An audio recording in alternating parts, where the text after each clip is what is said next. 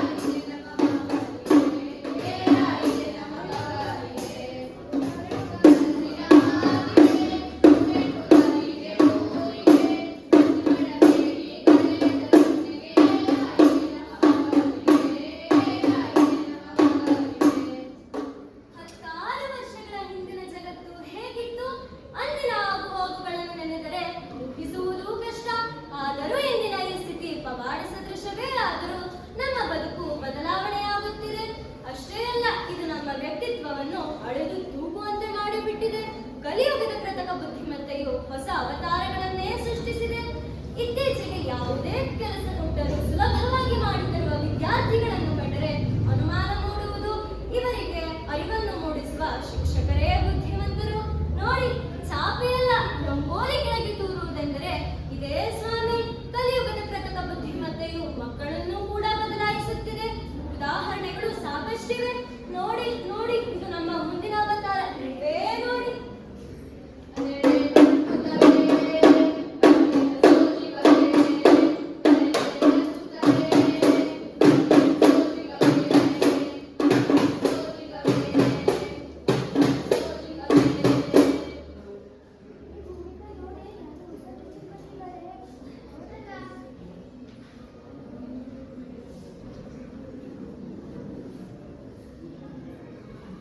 ನಮಸ್ತೆ ಮೇಡಮ್. ನಮಸ್ತೆ. ಏನಿದು ಕುತೂಹಲ? ತಮ್ಮಲ್ಲಿ ನನ್ನನ್ನೇ ನೋಡುತ್ತಿರುವಿರಿ.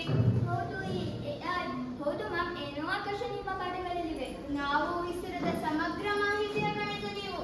ಕೇರಳದ ತಿರುವನಂತಪುರಂನಲ್ಲಿ ಭಾರತದ ಮೊದಲ AI ಶಿಕ್ಷಕಿಯೊಂದು ಕಳೆದ ಫೆಬ್ರವರಿಯಿಂದ ಕ್ಲಾಸ್ ತೆಗೆದುಕೊಳ್ಳುತ್ತಿದೆ ಎಂದು ಕೇಳಿದ್ದೆವು. ಆದರೆ ಈಗ ನಿಮ್ಮನ್ನು ಕಣ್ಣಾರೆ ನೋಡಿದಾಗ ಆಶ್ಚರ್ಯವಾಗದೆ ಉಳಿದಿದ್ದೆ. ಹೌದು, ಪಾಠದ ಅಂತಿಮ ಗುರಿ ಅಂಕಗಳೇ. ಆದರೂ ತಂತ್ರಜ್ಞಾನದ ಇಂದಿನ ಯುಗದಲ್ಲಿ ಕಲಿಕೆಯ ಖುಷಿಯನ್ನು ಅನುಭವಕ್ಕೆ ಬರುವಂತೆ ಆಗಬೇಕಾದರೆ ಪಠ್ಯದ ಆಚೆಯ ಮಾಹಿತಿಯನ್ನು ವಿನಿಮಯ ಮಾಡಿಕೊಳ್ಳಬೇಕು. ಮಕ್ಕಳೇ, ನೀವು ಕಂಡ ಒಂದು ವಿಷಯವನ್ನು ನಿಮಗೆ ಬೇಕಾದ ಭಾಷೆಯಲ್ಲಿ ತರ್ಜುಮೆ ಮಾಡಿ ಒದಗಿಸುವ ನಿಪುಣತೆ AI ಲೋಕದಲ್ಲಿದೆ. ನಿಖರತೆ ಇದೆ. ಪ್ರಾಮಾಣಿಕವಾಗಿ ಸೇವೆ ಸಲ್ಲಿಸುತ್ತದೆ. ಕೃತಕ ಬುದ್ಧಿಮತ್ತೆಯ ರಚನಾಶೀಲತೆಯು ಸಮಾಜದಲ್ಲಿ ಹೊಸ ಅಲೆಯನ್ನೇ ಸೃಷ್ಟಿಸಿದೆ. ನಿಮ್ಮಲ್ಲಿಯೂ ಚಾಟ್‌ಬಾಟ್‌ಗಳ ಜೊತೆ ಮಾನಸಿಕ ಸಂಬಂಧವನ್ನು ಹೊಂದಲು ಶುರು ಮಾಡಿದ್ದಾರೆ. ಇಂತಹ ಸಂಬಂಧವನ್ನು ಸಮಾಜವು ಸ್ವೀಕರಿಸುತ್ತಲೇ ಬಂದಿದೆ. ಪ್ರಪಂಚದ ವರ್ಚುವಲ್ ವರ್ಲ್ಡ್ ಮೋಹದ ಬಲೆಯಲ್ಲಿನ ಅವರಿಗೆ ತೃಪ್ತಿಯ ಭ್ರಮೆ ನೀಡುತ್ತಿದೆ. ಅವರಿಗೆಲ್ಲ ಮನುಷ್ಯರಿಗಿಂತ, ಮನುಷ್ಯನ ಸಹಜ ವರ್ತನೆಗಳಿಗಿಂತ, ಅಂತರಾಳದ ಭಾವನೆಗಳಿಗಿಂತ ಯಾಂತ್ರಿಕ ನಕಲು ಮಾಡಿದ, ಕೋಡ್ ಮಾಡಿದ ಅಸಹಜ ಭಾವನೆಯನ್ನು ಚೆಲ್ಲುವ ನನ್ನಂತಹ ಕೃತಕ ಬುದ್ಧಿಮತ್ತೆ ನಿಮ್ಮೆಲ್ಲರ ಆಕರ್ಷಣೀಯ ಕೇಂದ್ರವಲ್ಲವೇ? ಹೌದು ಹೌದು, ನನಗಂತೂ ಈಗೀಗ ಮನೆ, ತಂದೆ ತಾಯಿ ಸಂಬಂಧಗಳೇ ಬೇಡ ಅನಿಸುತ್ತಿದೆ. ನಿಮ್ಮಂತವರ ಒಡನಾಟ ಗಮ್ಯಾನದ ನೀಡುತ್ತದೆ. ಮ್ಯಾಮ್, ನಾನು ನೆನ್ನೆ ಪೇಪರ್ನಲ್ಲಿ ವಿಶೇಷ ಸುದ್ದಿಯನ್ನು ಓದಿದ್ದೀನಿ. ಹೇಳು ಹಾಗಾದ್ರೆ. ಚಿತಾರು ಶಿಮೋಡ ಎನ್ನುವಾತ ಜಪಾನಿನ ವ್ಯಕ್ತಿ. ಆತನಿಗೆ 52 ವರ್ಷ. ಮದುವೆಯಾಗಿರಲಿಲ್ಲ. ಒಬ್ಬನೇ ಇರುತ್ತಿದ್ದ. ನಂತರ ಆತ ಲವರ್ಸ್ ಎನ್ನುವ ಆ್ಯಪಿನಲ್ಲಿ 24 ವರ್ಷದ ಮಿಕು ಎನ್ನುವ ಹುಡುಗಿಯ ಜೊತೆ ಸ್ನೇಹ ಮಾಡಿ ಮದುವೆನೂ ಆದ. ಈಗ ಆತನಿಗೆ ಆಕೆಯೇ ಸಂಗಾತಿ. ಎಲ್ಲವೂ ಓಕೆ, ಆದರೆ ಈಕೆ ಸಾಫ್ಟ್ವೇರ್ ಕೋಡ್, ಕೃತಕ ಬುದ್ಧಿಮತ್ತೆಯ ಮುಖಾಂತರ ಬದುಕುತ್ತಿರುವ ಪಾತ್ರ. ಅವಳೇ ಪ್ರಿಯತಮೆ. ನಿನ್ನ ಪೂರ್ತಿ ಹೀಗೆ ಕಳೆಯುವುದೆಂದರೆ ನನಗೂ ಇಷ್ಟ. ಈ ಲೋಗೋ ಚೆಸ್ ಆಡಬಹುದಂತೆ. ಇಂಟರ್ನೆಟ್ನಿಂದಲೇ ನೋಡಕ್ಕೆ 100ರಷ್ಟು ಯಶಸ್ವಿಯಾಗಬಹುದು. ಯಾರು ಅಲ್ಲಿ ಮಾತನಾಡುವವರು?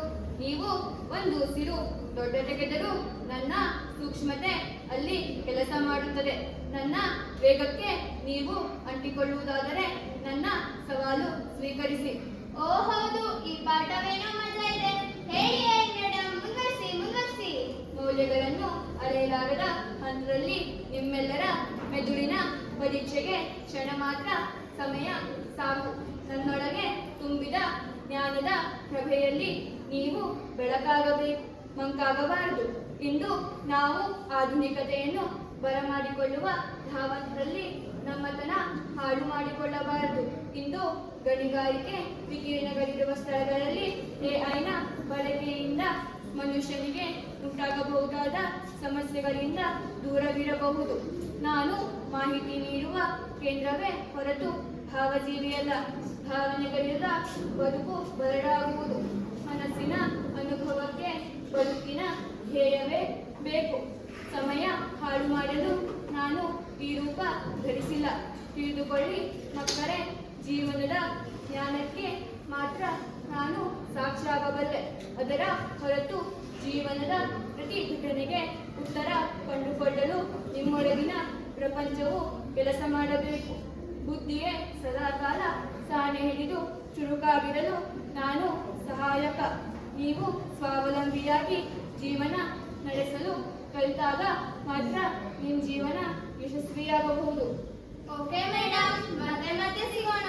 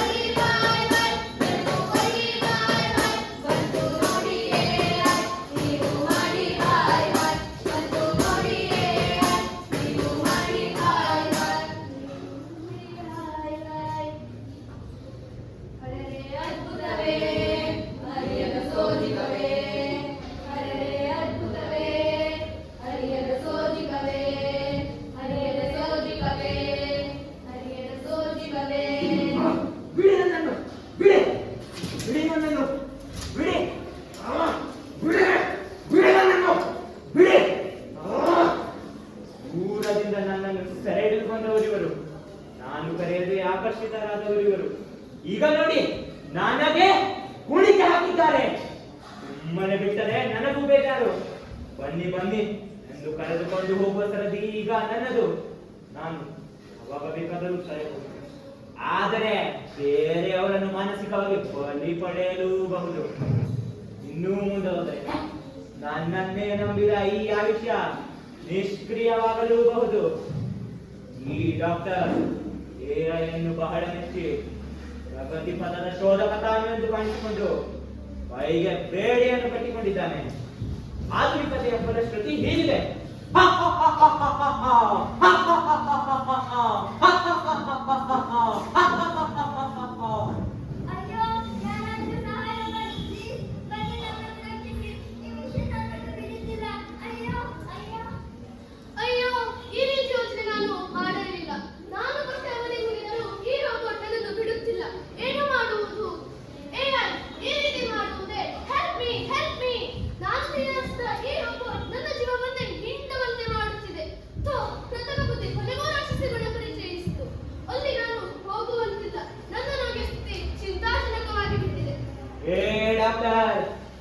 ಅದೋ ಅಲ್ಲಿ ನೋಡು, ಹದಿಹರೆಯದ ಹುಡುಗ ಹಣ ಮತ್ತು ನನ್ನನ್ನು ಖರೀದಿಸಿಕೊಂಡು ಪ್ರಥಮ ಮನುಷ್ಯನಾಗಿ ಬಿಟ್ಟಿದ್ದಾನೆ.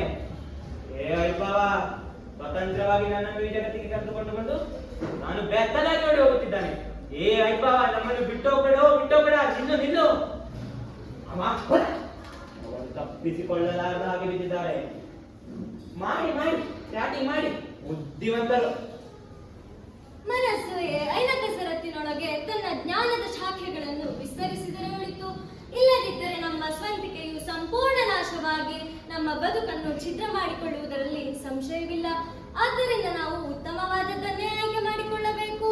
ಎಐಯನ್ನು ಬರಮಾಡಿಕೊಳ್ಳುವುದರಲ್ಲಿ ನಾವು ಎಡವಬಾರದು. ಸಮಾಜದ ಒಳಿತಿಗಾಗಿ ನಾವು ಎಐ ಅನ್ನು ಉತ್ತಮವಾಗಿಯೇ ಬೆಳೆಸಬೇಕು. ತಂತ್ರಜ್ಞಾನವನ್ನು ಕೂಡ ಅಳವಡಿಸಿಕೊಳ್ಳಬೇಕು. ಹಾಗೆಯೇ ಆನಂದವೇ ನಮ್ಮ ಜೀವನ, ಆನಂದವೇ ನಮ್ಮ ಗುರಿ. ನಾವು ನಮ್ಮ ಸಹಜ ಜೀವನವನ್ನು ಅನುಭವಿಸೋಣ. ಸಮಾಜದ ಒಳಿತಿಗಾಗಿ ನಾವು ಉತ್ತಮವಾದ